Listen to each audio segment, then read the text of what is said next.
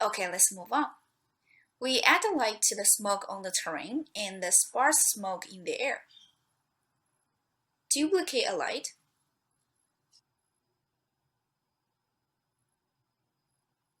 And move it a bit.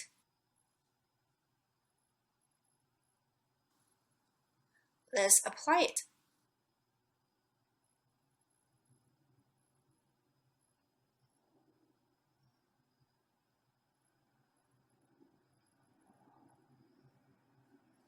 Then render it.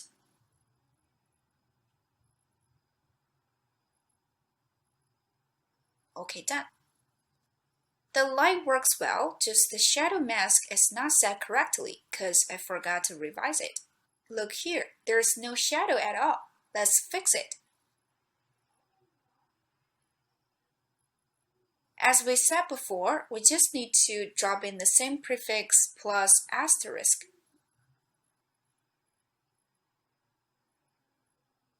Okay.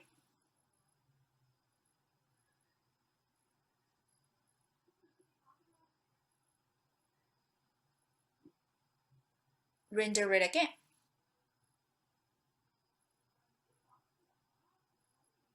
Good. Next, we get down to the fire on the terrain. Also, we use geometry lights. Copy a previous geometry light and connect it to this object. Now we need to modify the material and the geometry object. But there are many objects to be done. If we do this one by one, it's too much work. Here I share a trick. Type in this expression, OP input path, the current node, then port 0, and close in back quote marks. Now the geometry object here is linked to the input of port 0, but the geometry lights don't support instance nodes. That is, we need to link it to the instance object here. Copy it. Paste it here. You can see this path is the same as the path here, so we can modify it like this. Delete the quotations. Now it specifies the source of the instance. Okay, let's work on the material. The same operations. There is no material yet.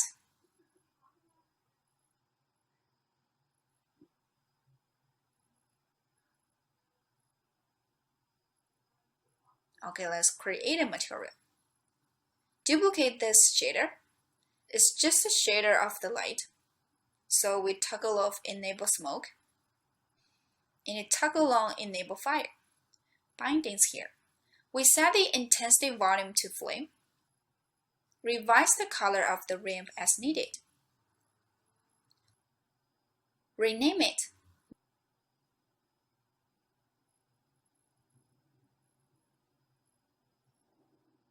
There we go. By the way, no need to set the position of the light because it will inherit the position of its parent. See, they stay in the same position. Rename it.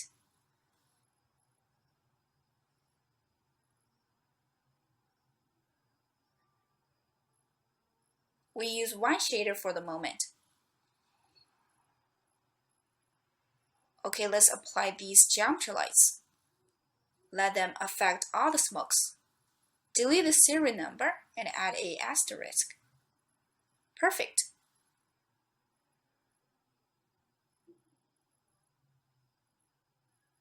Then add them to mantra.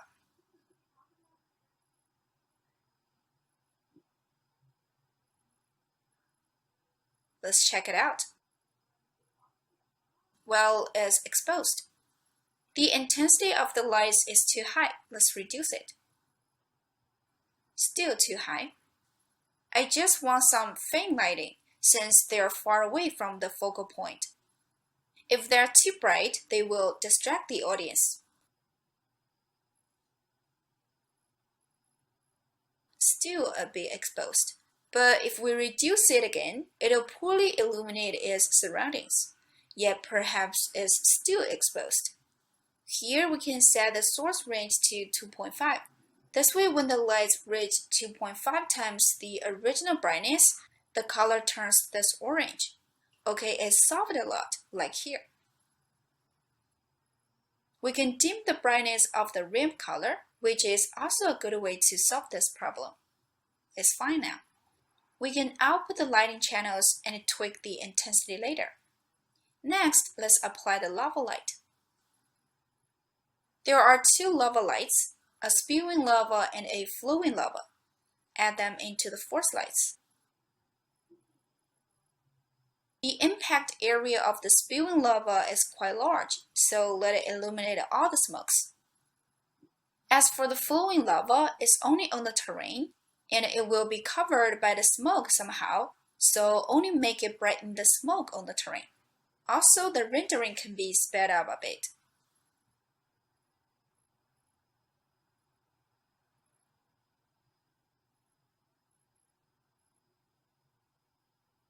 Alright, done with the rendering.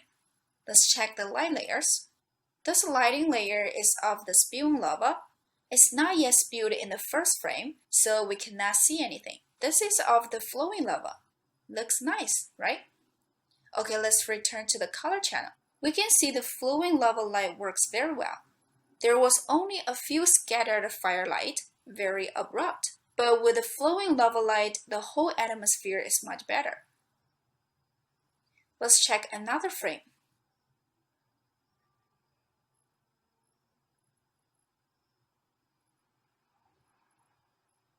Switch to the lighting layer of the spewing lava. Great! You might think it's not perfect yet, but actually it's fine as long as it illuminates properly and integrates well with the other lights. As we mentioned before, it's easier and quicker to tweak the color and the brightness of a light in compositing. This is the point I have been stressing all the time. It's quite essential for efficiency. Suppose you just want to make the lights a bit brighter, so you spend 10 minutes to re-render it. And then you find another problem, and you spend 10 minutes again. After several times, you will definitely spend more. But in compositing, it's very convenient for us to adjust and check the effect in real time. So it's very important to stop at a proper time. Alright, let's go on. There are a couple of smokes that haven't been affected by the firelight, which doesn't look good. Let's fix this problem. Make a copy of the light.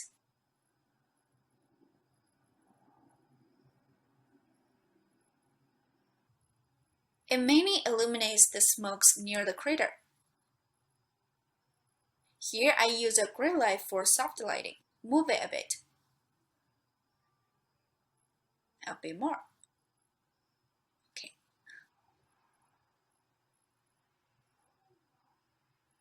Let's apply it to mantra and to the smokes. Okay, render it. Let's take a look. It doesn't seem to work.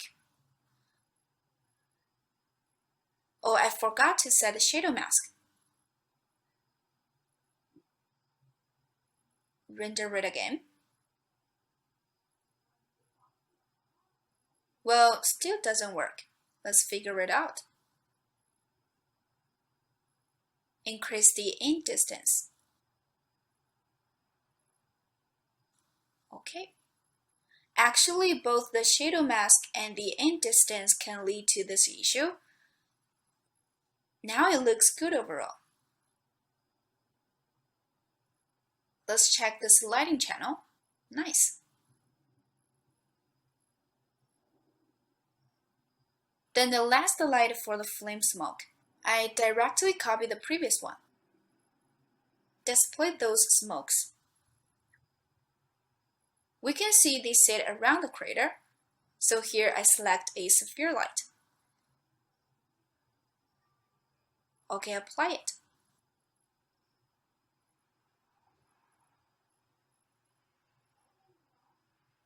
Let's check it out.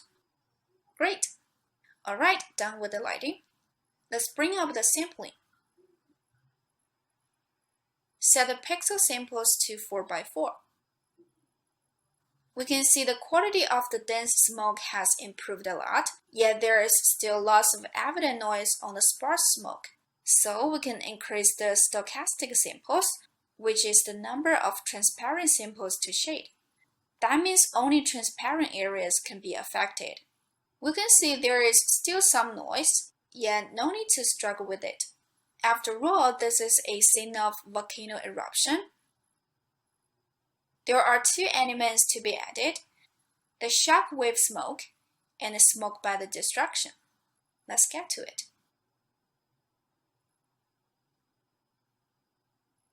I directly use the previous shaders. The settings here are the same as before, just the density differs a bit. Okay, reduce the sampling again. For these two smokes, only the dominant lighting will do. Well, I forgot to apply the shaders. These two smokes are of low density because they're just for enhancing the atmosphere. Let's set some channels for later use.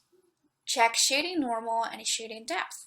Okay, let's render it and see how it comes out. Here is the normal. We can see there's no smoke, only the models. We set the models as the matte objects, so the normal of the models are rendered out here. This is the depth channel. Let's lower down its brightness.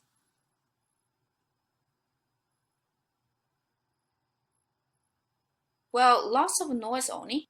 Let's brighten it. Still only noise. So the default depth and normal don't support the smoke. Let's create them manually. Unpack the shader. Drop a global node. PZ here is the Z depth. We can output it.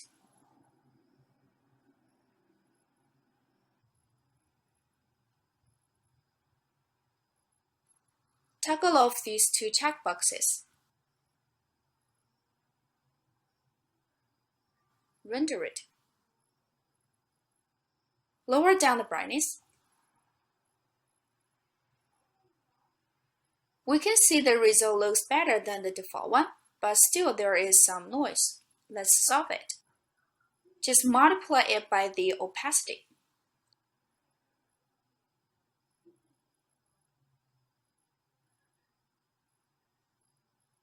Cool. Next, let's set the output of the normal channel. This is a common processing workflow. Here is a quick walkthrough. We need to transform the space from the camera space to the world space.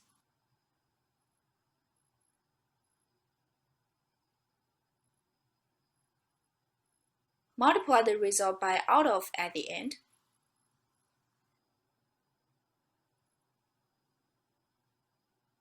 Set the type here to vector.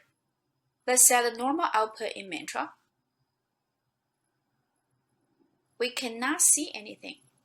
Increase the value here. This is a large scene, so this value needs to be increased accordingly. Okay, it displays normally. Then we copy these nodes to the other shaders. Let's render it again. Perfect.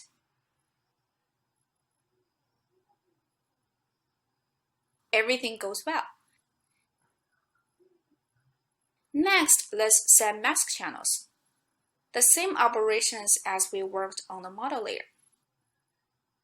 Unpack it. Drop a bind export node. Remember to set the type here to vector.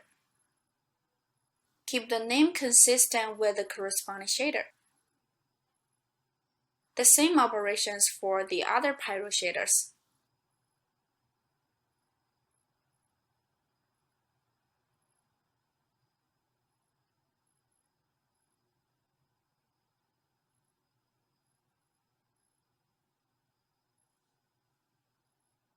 Let's see the DIY shaders. Actually, the same operations. Just link the bind node to output of.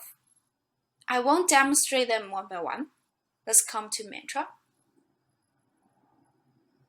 Add a new image plane. Type in the shader that we've set the mask. Keep the vector type here. Then the next shader.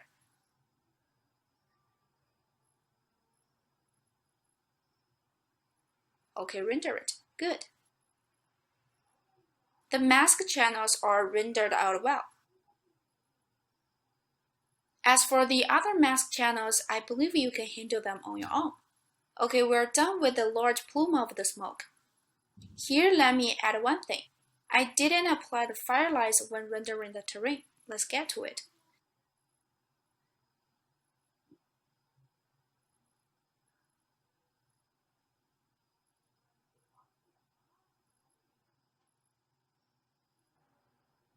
Next, the render layer of the volcanic bombs. It's easy to deal with. Switch to geometries for now.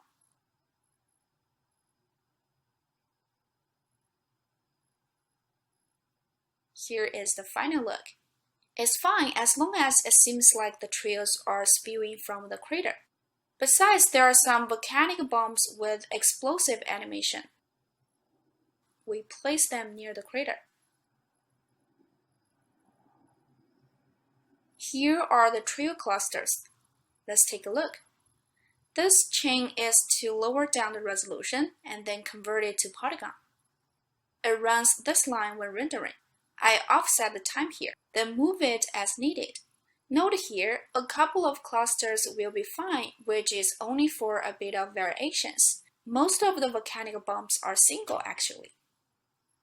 Duplicate a shader. This way we don't need to set the output of the depth and the normal. Enable smoke. Keep the fire tab as it is. We use flame as the intensity volume and temperature as the color volume. Rename it. And then apply it. Duplicate a mantra.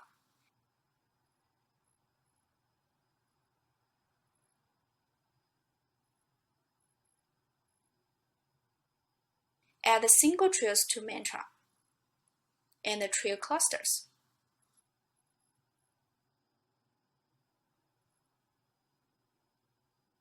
Okay, they're in the air, so the lights on the terrain won't affect them.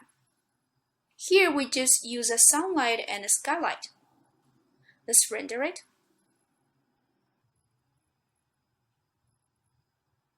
Hide them and toggle on the volume here. The density is a bit too low. Let's thicken it. Good. After increasing the density, more details appear on the trails. The color doesn't look good. Let's modify it a bit.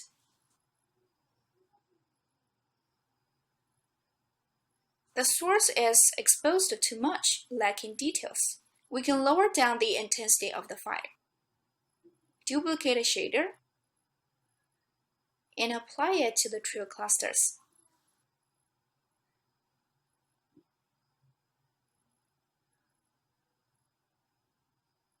Well, they're not bright enough. Let's increase the intensity of the fire, and we return the range to the default value. Nice. Let's duplicate some more shaders and vary the intensity of the fire and the density of the smoke. Then apply them to these trails randomly. I'm done. Next, let's set the output of the emission layer. Then the mask layer. Currently, these mask layers are useless. Clear them. Add the combined lighting layer first. Well, these layers have not been refreshed, but it doesn't matter, so ignore it.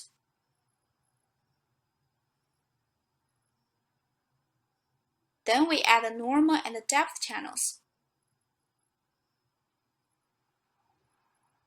Let's check it out. The depth layer goes well. So does the normal layer. Okay. We output the mask layers.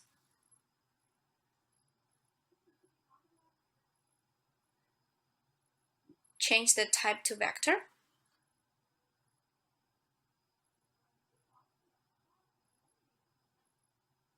And add them to mantra.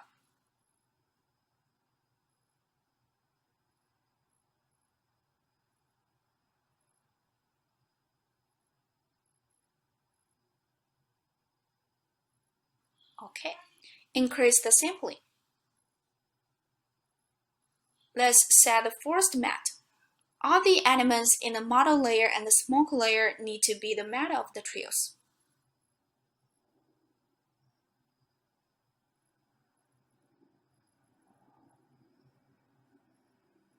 Then we move on to the foreground bumps.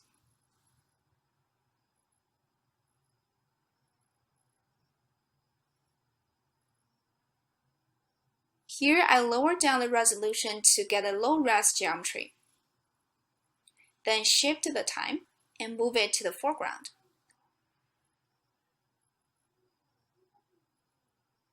Then the shader.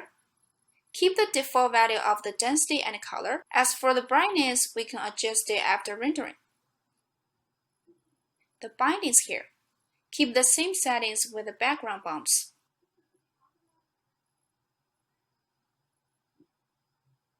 No need to set the forest matte. Keep the forest lights as it is.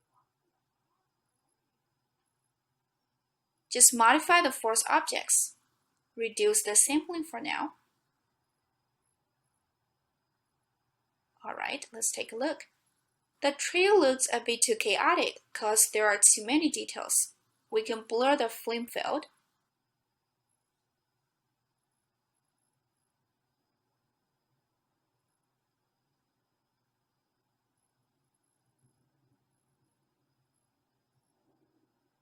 Looks better now.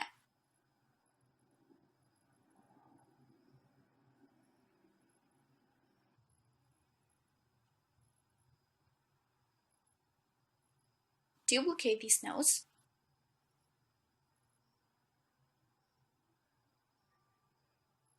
Let's check it out. Good. Next, we set a geometry light for the foreground bumps.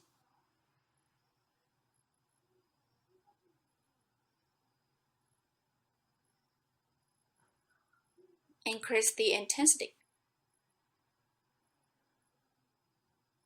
It's too bright. Let's try 15. Okay. Let's check the closer one again. After setting the geometry light, the smoke and the flame look more integrated. Lastly, we output the lighting layers.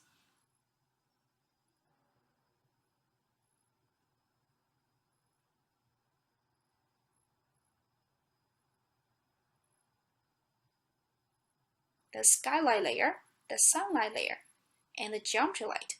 Actually, this layer looks similar to the emission layer. Here, I removed the emission layer since it really takes time. By the way, these two bumps are not intersected at all, so there's no need to set the mask layers. It'll be very easy to draw a mask manually later.